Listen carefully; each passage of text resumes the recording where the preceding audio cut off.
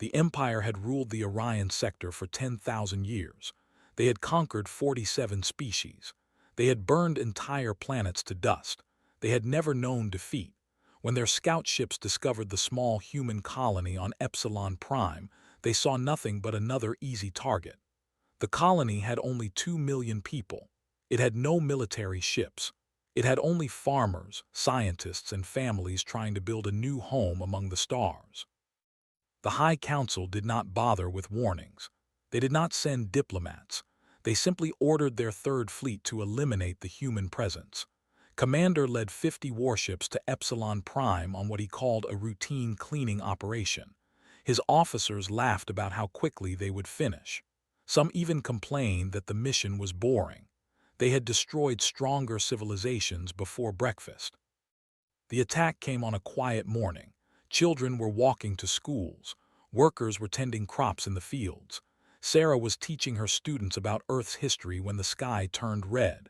The ships appeared like dark clouds blocking the sun. They opened fire without any communication. Plasma beams rained down on the cities. Buildings melted into nothing. The screams lasted only minutes before silence covered the colony. Commander watched the destruction from his command chair. He felt nothing. This was just another day for His officers recorded the attack for their archives. They counted the dead as simple numbers. 2 million humans erased in less than an hour. Ordered his fleet to return home. He expected praise and rewards. He expected this small event to be forgotten within days. But Commander did not understand humans. He did not know that every death was being transmitted to Earth through emergency beacons. He did not know that millions of families were watching their loved ones die in real time. He did not know that something ancient and terrible was waking up inside humanity's heart. On Earth, President Maria Santos received the transmission in her office. She watched the colony burn. She watched children running from fire. She watched her own nephew disappear in a flash of light. Her hands shook as the video ended. Around her, military commanders and advisors stood in shocked silence. Some were crying. Some were too angry to speak. The room felt cold despite the summer heat outside. President Santos stood slowly. Her voice was calm but carried a weight that made everyone freeze. She asked a simple question. She wanted to know everything about the Empire, where they lived, how many worlds they controlled, what made them strong, and most importantly, what made them weak. Her advisors did not see grief in her eyes anymore. They saw something far more dangerous. They saw the same look their ancestors had when enemies thought humanity was finished. Earth had been at peace for 2 centuries. Humans had focused on exploration and science. They had built colonies and made friends with peaceful species. But humanity had never forgotten how to fight. Deep beneath mountains and hidden in asteroid bases, weapons from darker times still waited. Ships designed for war sat in silent hangars. Soldiers trained for battles that might never come. Humanity had hoped these things would never be needed again. That hope died with Epsilon Prime. Within 1 week, Earth transformed. Factories that made farming equipment began producing warships. Scientists who studied plants started designing new weapons. Young people lined up at recruitment centers by the millions. Old veterans came out of retirement. The entire species moved with a single purpose. They did not shout or make speeches about revenge. They simply worked in cold, determined silence. This terrified the alien observers watching from distant space stations. The Galactic Council sent messages to Earth asking for calm. They reminded humans that the Empire was ancient and powerful. They suggested diplomatic solutions. They warned that war would only bring more death. President Santos replied with a single sentence. She told them to stay out of the way. Admiral James was given command of the First Vengeance Fleet. He was an old man with gray hair and kind eyes. He had spent his career hopping for peace. Now he prepared for a war that would shake the galaxy. His fleet grew larger each day as new ships joined from Earth's hidden reserves. These were not normal military vessels.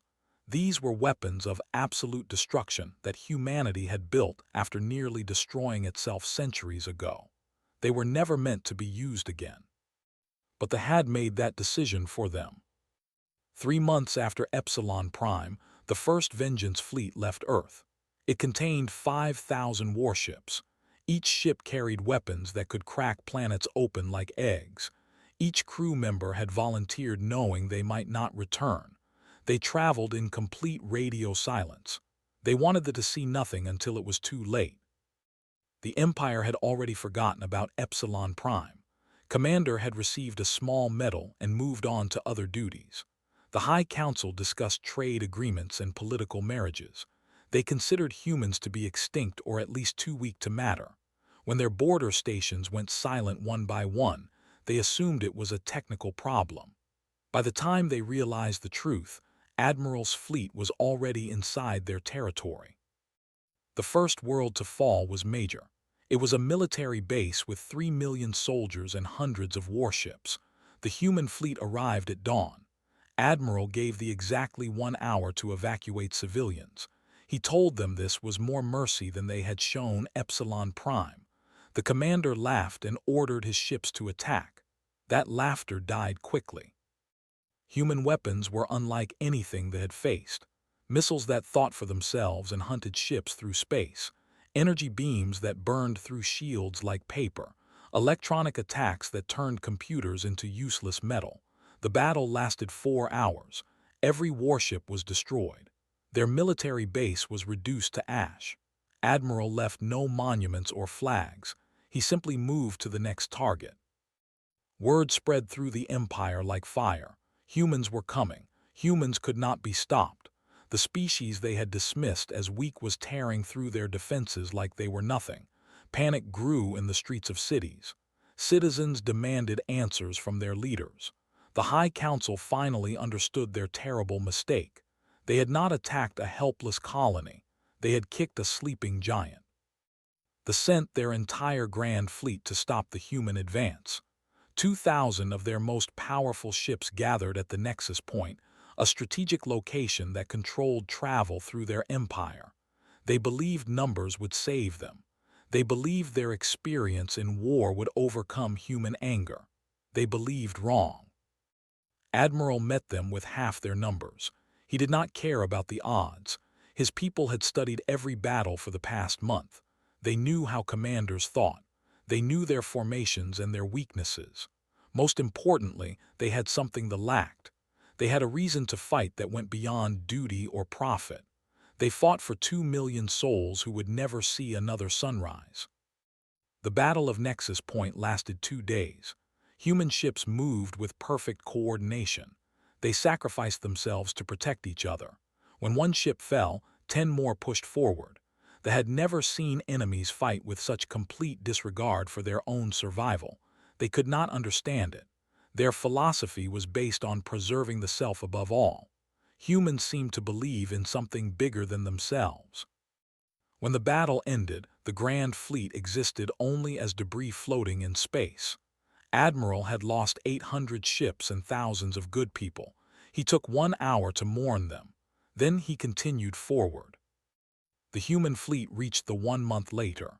It was a beautiful planet with purple oceans and golden forests. 12 billion lived there. They watched the human ships fill their sky and knew that their empire was finished. The High Council prepared for the end. They expected humans to do what they would have done.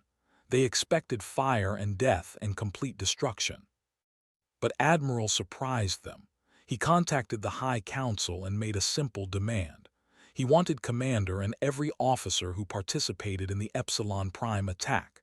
He wanted them to stand trial for their crimes. He wanted them to admit what they had done, and he wanted them to pay for rebuilding what they destroyed. If they agreed, the planet would survive. If they refused, it would not. The High Council debated for 1 hour. Some wanted to fight until the end. Others saw the destruction of their fleet and knew fighting was pointless. In the end, survival won over pride. Commander was arrested from his home while eating dinner. He screamed that this was impossible. He could not believe that the same species he had exterminated was now taking him prisoner. The trial was broadcast across the galaxy. Every species watched Commander and his officers face judgment. They watched the evidence of their crimes. They watched the last transmissions from Epsilon Prime. They watched children calling for parents who would never answer. When the verdict came, no one protested. The guilty were sentenced to spend their remaining lives building monuments to the dead on the ashes of the colony they destroyed. The empire was broken but not destroyed. Humanity did not want to rule them. They simply wanted to ensure this would never happen again. New treaties were signed. Military power was limited. Their conquered species were freed. The empire that had terrorized the galaxy for 10,000 years became a shadow of its former self. Other alien species watched these events with new understanding.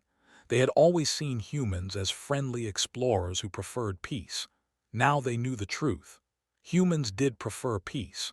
But when peace was taken from them, when their families were murdered and their homes were burned, they became something else entirely. They became a force that could not be reasoned with or stopped. They became the last enemy anyone would ever want. Admiral returned to Earth as a hero, but he did not celebrate. He visited the families of those who died under his command.